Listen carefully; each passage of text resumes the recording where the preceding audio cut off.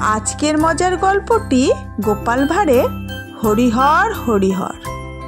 কৃষ্ণনগরে এক স্যাকরা ছিল। সে এমনিতে শাক্ত হলেও দোকানে বসে মাঝে মাঝেই বলতো হরিহর হরিহর। আসলে ব্যাপারটা হলো ওই স্যাকরার হরি নামে এক কর্মচারী ছিল। কেউ সোনা গলাতে দিলে স্যাকরাটি কর্মচারীর উদ্দেশ্যে বলতো হরিহর, অর্থাৎ ওরে হরি, সোনা হরণ কর।